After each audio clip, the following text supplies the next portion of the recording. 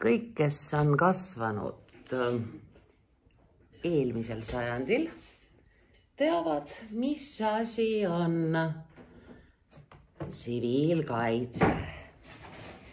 Tsiviilkaitse koos varjenditesse minemise kohaga, koos gaasimaskide pähe tõmbamisega, Kalašnikovi automaadi kokku-lahku harutamisega, see on olnud meil õppekavas. Raplamaa rakenduslik kolledž õnneks istub varjendi otsas. Meie õppehoone all on täis suur kelder, mille seina peal muuseas on Lenini pilt. Nii et oleme omadega ilusti ajas.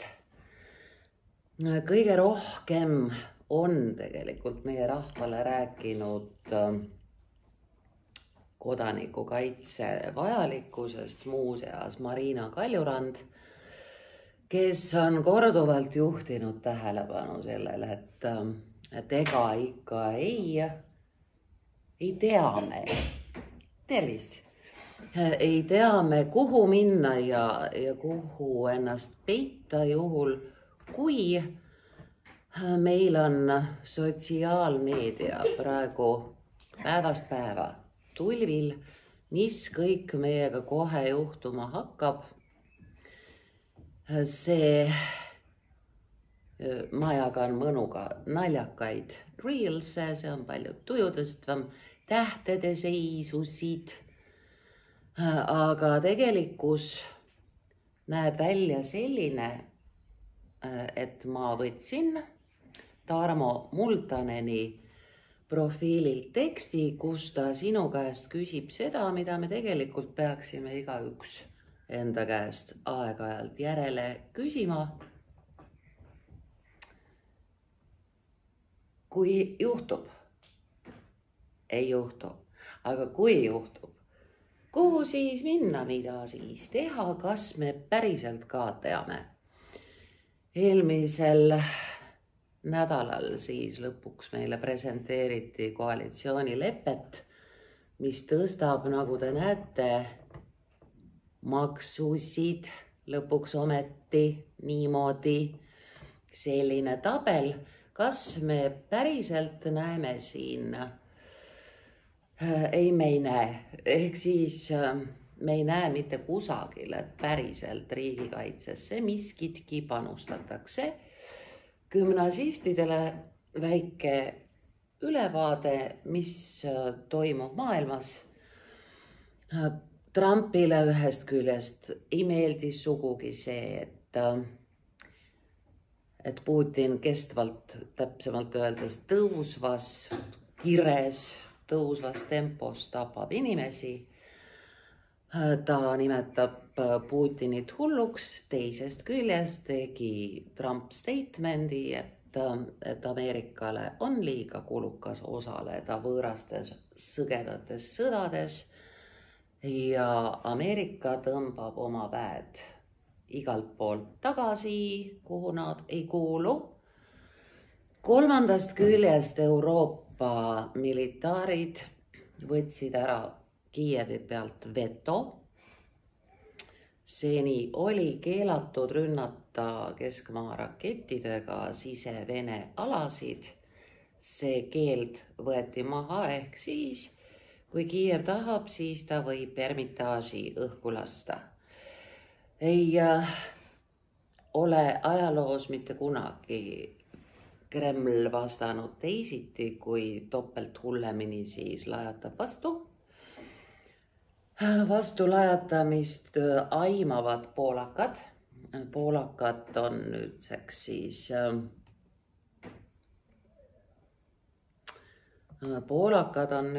siis asunud oma rahvast evakueerima sellest ainsast koridorist, mis ühendab Baltimaid Euroopaga. Me ei mõtle kuigi sageli selle peale, et teel Eesti, Läti, Leedu, Poola, vaba Euroopa, et seal on üks kitsas koridor, ühel pool on Kaliningrad, teisel pool on Mati-Rossija. Ja seda on võimalik 30 kilomeetri kaugusele ulatuvate kahuritega laustule alla võtta, ehk siis, kui siis sellisel juhul meile jääb heal juhul taganemistee üle mere. Meie vägede arvukust soovitakse tõsta 43 000 mehe pealt 50 000 mehe peale, kes meil vastas on elukutselised sõjardid, kes elavad sõjale, kes teenivad meie planeedi kõige suuremat äri. Kas me tõesti kujutame ette, et kui meile maaväed ühelt poolt ja õhuväed teiselt poolt ja mereväed kolmandalt poolt külla tulevad, et siis Eesti nagu meie generalissimused väidavad, kohe esimese lahingu võidame ära ja siis on tehtud. Miks ma võtsin selle teksti Tarmo Multanen tsiviilkaitsest? Ühest küljest on meil hea võimalus korrastada õigekiri. Teisest küljest ootab meid paberi tagumine külg, üllatus, üllatus. Ja siia me kirjutame oma teadmistest ja võimalustest ennast kaitsta juhul, kui me siin oleme selles mõttes mõnevõrra eluhellikud, et me ei ole suurlinnade korterelamutes, me oleme liigagi palju näinud telesaadetest, uudistest, kuidas näeb välja üks raketiga pihta saanud korterelamu. Täname pakkumast, me ei soovi seda oma koju. Kui sa aga nüüd kujutad ennast elama Lasnamäe kõrgeima korruse korteris, võib-olla sa kuuled õhuhäiret, katsetamise ajal ei kuulnud, ole valmis, keskkond on meie raha eest tehtud meil selline, 100 reetlinnat, varu toitu ja vett ja kuhu varjuda, varu esmaabivahendeid, soeta FM-raadio. Aha, selge. No ja ma ei tea kedagi, kes teaks kedagi, kes oleks kuulnud ohuteavituse terviksüsteemi. Sina kuulsid, jess, oled ma ainus. Ma olin Rapla kultuurimajas, sellepärast kuulsin. Ahah, Rapla kultuurikeskuses oli kuulda, keegi teine kusagil ei kuulnud. Niisiis, sina ei ole see, kes hätta jääb, ole kriisiks valmis ja mõtle läbi, kuhu sa siis lähed. Mina tean nii palju, et me Kuusiku Talliga tõenäoliselt koos viime hobused ära sügavamale metsa tuttavate juurde. Ma tean nii palju, et mu sõbrad sõjardid on soovitanud siiski pakkida oma ilusad tütred ja võtta tuled tagumikku. Kassid, koer ja tütred, head aega. Aga seda ei lähe vaja. Saagu nii. Niisiis, Tarmo kirjutab meile kogu tänase sõjahüsteeria, riigiisade praalimise, sõjapealikute, teate mis, teeme lühemaks vormiks, sellepärast et see sõjapealikute on kole pikk ja kohmakas lühivorm, sõjapealike on palju parem. Lahingu hüüete.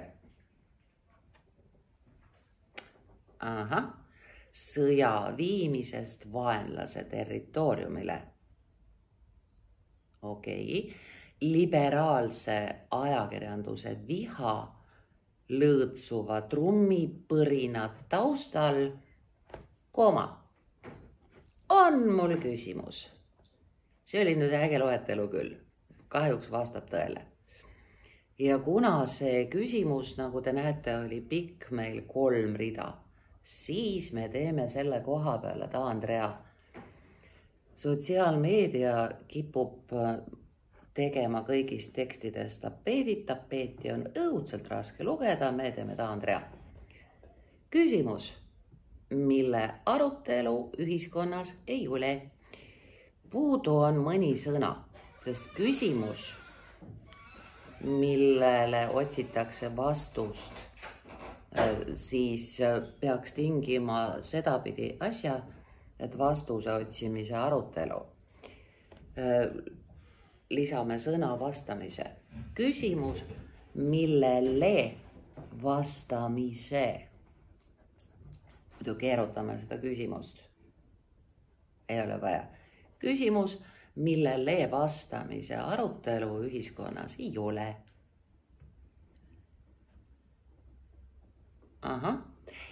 Järgmises lauses on puudu tegusõna. Ei ole üldse unustatud. Nüüd siis järgmises pika lause lõigus on puudu sõna mitte. Mitte kedagi ei huvita. Nii, võõras mure, nagu öeldakse. Ei ole üldse unustatud, mitte kedagi ei huvita, võõras mure, nagu öeldakse. Küsimus ise aga on ülimalt lihtne ja selle koha peal, kuigi mõttekriips on mu konkurentsitu lemmikkirjavahemärk, tegelikult meie kasutame siin koolonit, sest liitlause järgmine pool selgitab, mida väidab esimene liitlause pool. Ülimalt lihtne koolon, millega Eesti ennast õigupoolest kaitsta kavatseb, kui vaenlane ründab. Nüüd see järgmine lause ründab nii, nagu täna sõda veetakse. Vajab täiendamist. Ja täpsemalt vaenlane on esimene sõna, see on selle lause alus, tegija. Vaenlane ründab nii, nagu tänapäeval. Täna on lihtsalt today, aga me ütleme tänapäeval. Vaenlane ründab nii, nagu tänapäeval sõda peetakse, kauge distantsi tagant droonipilvede, keskmaa raketide, me võtame ära siit käände lõpu, sel lihtsal põhjusel, et kui on loetelus samas käändes sõnad, siis käände lõpp läheb ainult viimasele sõnale. Droonipilvede, keskmaa raketide ja ballistilise hüperhelikiirusega rakettidega korras. Taandrida. Eks seda Nursipalu superprojekti jälgides, kus on kohutavalt metsa maha võetud, kõmistatakse ja müristatakse, nii et inimesed elada ei saa. Ikka inimestel tekib küsimus uudistesaadetes, nähes, kuidas tegelikult praegu sõda veetakse. Missugune riigikaitse mõte selles Nursipalus siis nüüd päriselt on, et nagu kutsume poisid sinna mängima või tulge siia, meil on polügoon, mängime siin sõda. Kas see on mingi nali või? Tulistatakse energeetika sõlmede pihta, maha võetakse Toompea. Eks meil siin natukene loetleb ka Tarmo, mida tehakse pärast Taandrida. Ütleme nii, et kui Ämari, seal on lennuväli, teine on Tapal, teate küll. Ämari jaoks piisab ühest Iskanderist, et see baas sõjalises mõttes nullida, siis kuidas pealinna Tallinnaga jääb. Pealinn jääb meil nimetavasse käändesse. Siis kuidas pealinn Tallinnaga jääb. Nüüd mitte mitu, väga mitu, vaid küsimus on, kui mitu, siis on õige eestikeelne küsimus. Kui mitu Patriot õhutõrjesüsteemi Eestil selle sõjakate pealikute, paneme pealike, sõjakate pealike pesapaiga kaitseks on. Me oleme harjunud juba selliste arvutimängulaadsete uudistega, et siis kui paisatakse kuhugi Ukraina peale jälle 200 drooni, siis nendest võetakse 195 maha. Pärale jõuab seal 3, 4, 5, mis loomulikult ka kõvasti lõhuvad ja pahandust teevad. Ma tahaksin arvata, et meil on kõik maailma parim, aga mind ei ole veendud selles, et kui see drooniparv Eesti peale lahti lastaks, seda ei juhtu, et siis meie õhukaitse selle maha võtaks sama efektiivselt nagu Kiievi vürstiriigi kasakad. Veenge rahvast, aitäh! Mis on kohe valmis pauku tegema, kui Iskander oma 10-minutilist kokku, sidekriipsu abiga juhtub see kokkukirjutamine, oma 10-minutilist teekonda Tallinna suunas alustab. Tahan rida. Siia me jätame inimesele õhu ahmimise koha. Mõte pisut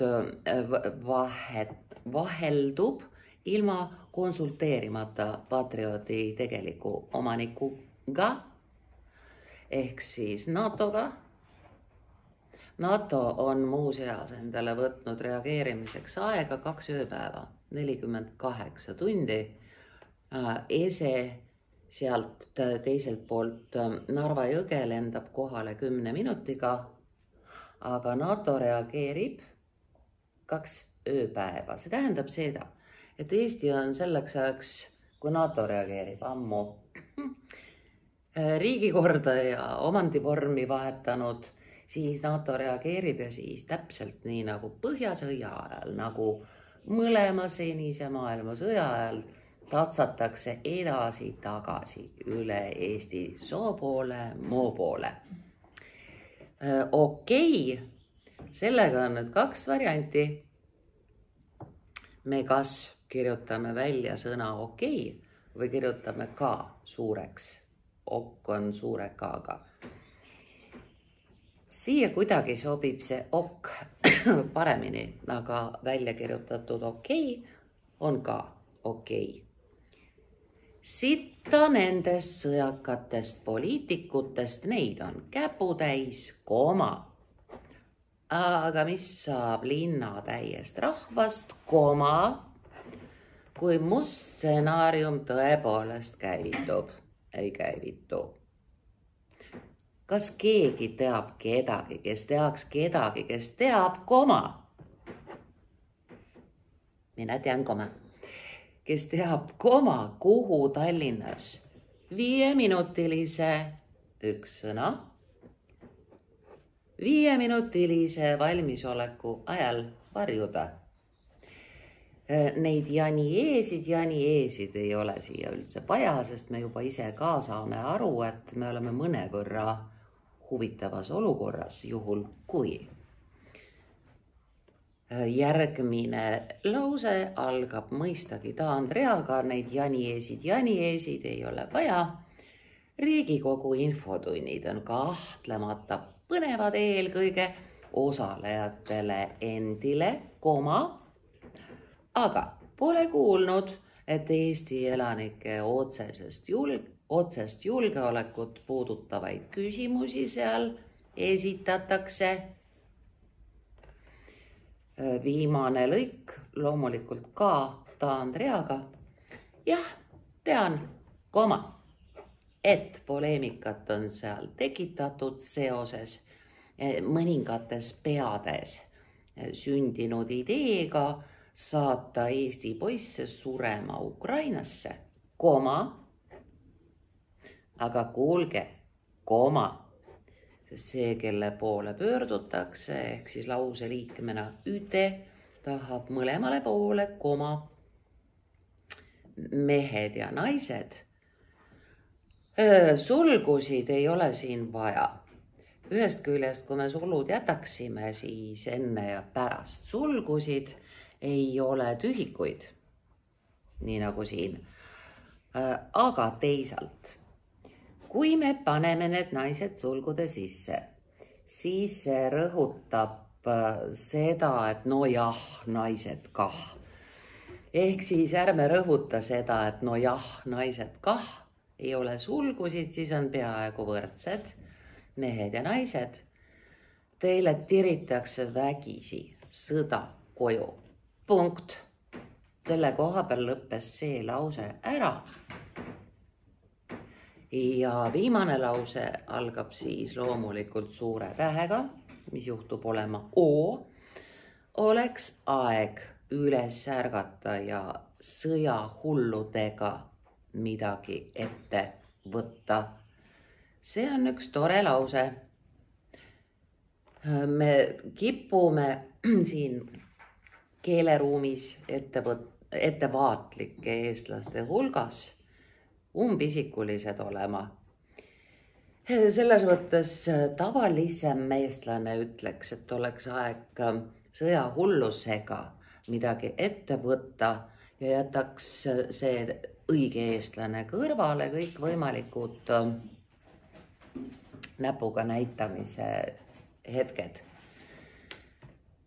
Kui me räägime sõjahulludest, siis tõenäoliselt nii selle postituse kui ka selle teksti läbimise järel ikka me jääme mõtisklema, kes on need sõjahullud, kes tahavad saata meie poegi kahurilihaks võõrasse riiki, kes on need sõjahullud, kes niiviisi õrritades, trummi põristades ja lahinguhüüdeid kuuldavale lastes selle suure äri rõõmuks seavad meid ohtu, kes.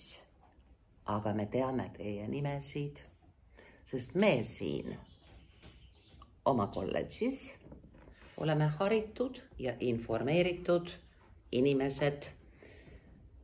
Ja selleks, et mitte tunda tühja hirmu, mõtleme läbi, mida siis teha, kui mitte minu valitud kutsutud ja seatud, kes kutsus, kes seadis, keeravad meie elu puu taha. Elame veel.